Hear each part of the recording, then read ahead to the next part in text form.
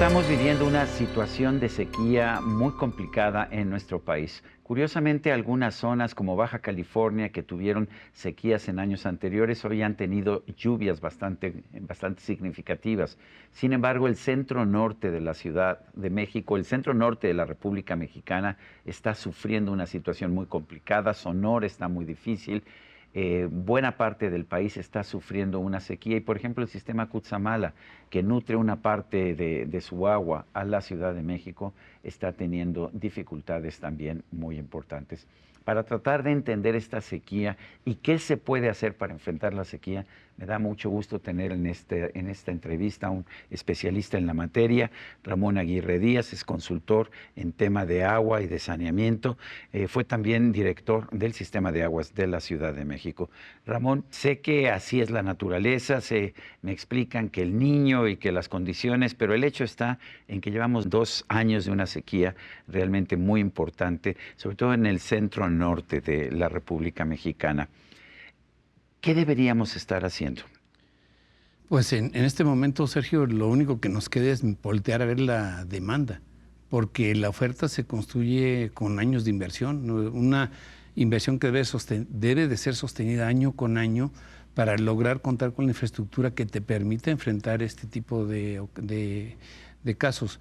La realidad es de que necesitamos ser muy cuidadosos con el agua que consumimos, porque las soluciones de corto plazo pues son paliativos que ayudan a disminuir el impacto, pero no resuelven.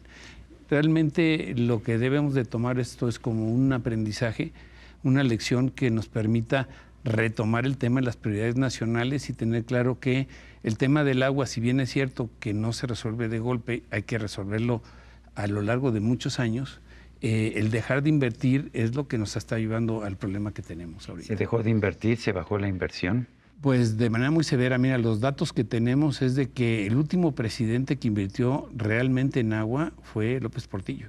Entonces, y eso sí ya pasaron muchas décadas. 40 años. Sí. Después López Portillo en 1980, fueron los últimos años de inversiones fuertes, fue cuando se inauguró la primera etapa del Cutzamala, cuando se arrancó el proyecto de agua para Monterrey de Cerro Prieto, cuando se arrancó el proyecto para Guadalajara, pero terminados esos proyectos, pues prácticamente se dejó de invertir en agua.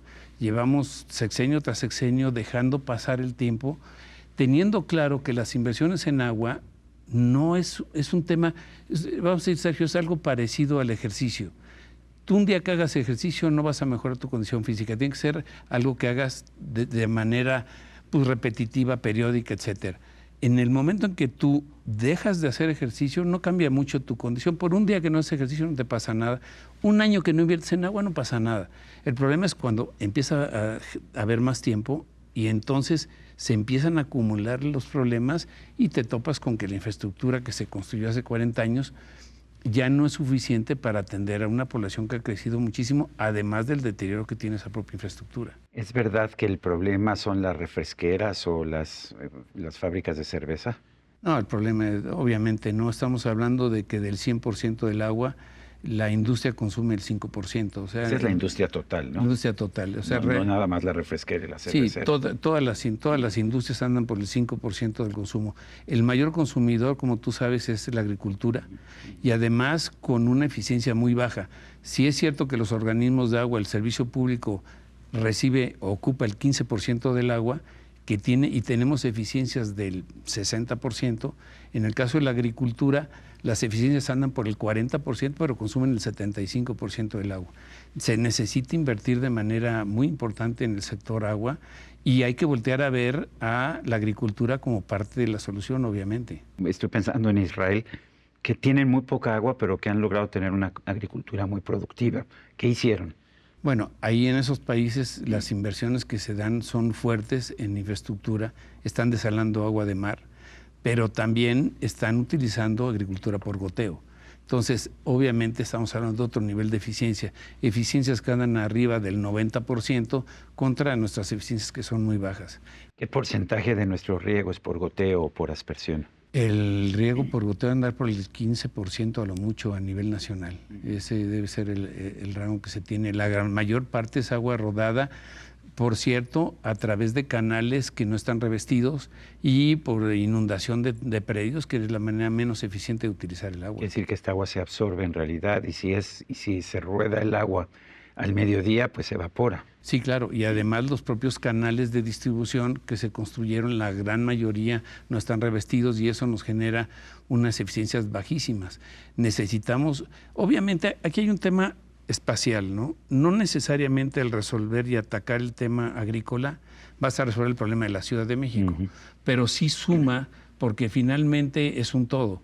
Por ejemplo, en el Valle de México se está ocupando, hay datos que varían, pero entre 11 y 15 mil litros por segundo en el tema agrícola. Entonces necesitamos voltear a ver con seriedad el tema del agua, el consumo. Debemos recordar, Sergio, que el 67% del territorio es árido y semiárido. O sea, nosotros tenemos un comportamiento en materia de consumo de agua que no obedece a la realidad del país. El país es un país seco. De nada te sirve que el sureste tenga mucha agua. Estamos hablando que en el sureste por habitante tiene 6 veces más agua que lo que se tiene en el norte.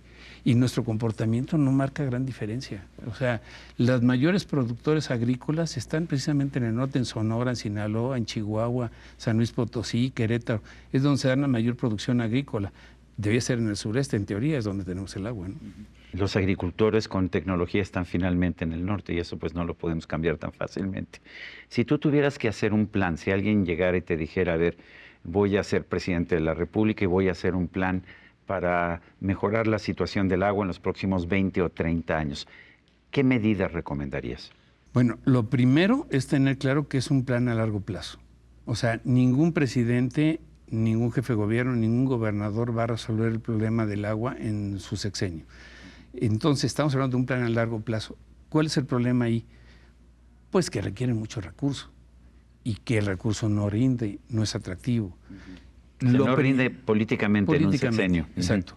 Porque además no marca una diferencia. O sea, tú le puedes inyectar al Valle de México 50,000 millones de pesos el año que entra y no le hacen ni cosquillas al problema, ¿eh? El problema es de 500,000. Entonces, el tema es que lo primero que se requiere es asegurar que ese plan a largo plazo se pueda financiar. Entonces, por ejemplo, uno de los temas que se ha manejado en el sector es el pago de derechos de agua que hacen todos los que usan el agua, las industrias, el servicio público urbano, los agricultores no, pero el pago de derechos se va a la gran bolsa que maneja Hacienda.